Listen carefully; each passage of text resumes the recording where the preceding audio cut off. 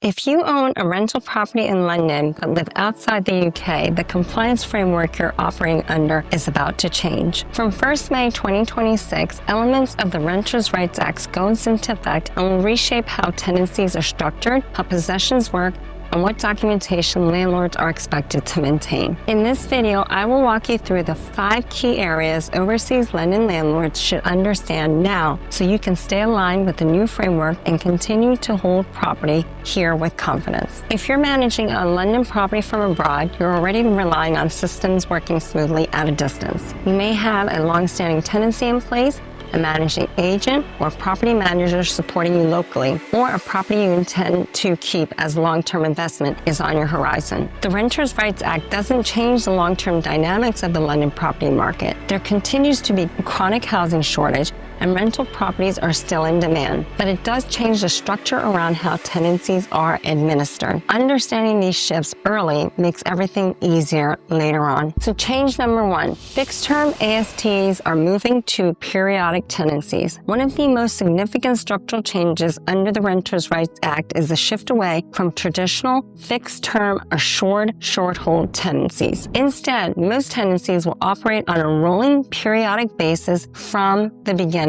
and any in place are going to get automatically converted over to periodic. Tenants will be able to remain indefinitely and can leave with 2 months' notice. However, you as a landlord will have to provide a minimum of 4 months' notice and utilize a formal rental notice and legal process. For overseas landlords, these are important changes that will shift how flexibility, planning timelines, and possession strategies work. In particular, new tenancies will no longer rely on fixed terms in the traditional way. Section 21 will no longer operate as a back-end possession mechanism. Possession will now depend on clearly defined Section 8 grounds instead. Tenancy structuring at the beginning becomes even more important than ever. Change 2. Section 8 becomes the primary possession route. Historically, many landlords relied on Section 21 as a no-fault route to regain possession if circumstances changed. Under the new framework, Section 8 becomes the primary structure instead. This doesn't remove possession rights, but it does make tenancy setup and documentation more important from the outset, particularly for overseas landlords managing properties remotely. Change 3, the private renter sector database. One of the most important developments is the introduction of the private rented sector database. This is expected to become a central register of landlords and rental properties across England. For overseas owners, this creates an additional administrative step. This is not something your agent can do for you. You will need to do this directly and put your details in, as well as register each property. Change 4, Ombudsman membership requirements. Another structural change is the expectation that landlords will belong to a property ombudsman scheme. This formalizes dispute resolution processes and brings additional clarity to how complaints are handled across the sector. If you're already working with a managing agent, this may already be covered, but it's still an important part of the overall compliance structure to understand. Change 5, the non-residential landlord scheme alignment. If you live outside the UK, the non-residential landlord scheme continues to be an important part of the compliance picture. Many overseas owners are already structured correctly without realizing it, but others would benefit from reviewing whether everything is aligned with current expectations. It's a straightforward step that can prevent unnecessary complications later or tax penalties. I've recorded a separate video explaining how periodic tenancies work in more detail, which there'll be linked below if you'd like to explore that change more closely. Most of the overseas landlords I work with aren't looking to change their investment strategy. London still makes financial sense. However, they want confidence that everything remains properly structured as the regulatory environment evolves. To make that easier, I've created a dedicated resource hub bringing together the key areas landlords might want to focus on as they review and head into May of 2026. What you'll find on the site, you'll get guidance on the PRS registration, ombudsman requirements, Section 8 possession procedures, non-residential landlord scheme considerations, and a practical compliance checklist you can use as a reference. You'll find the link below,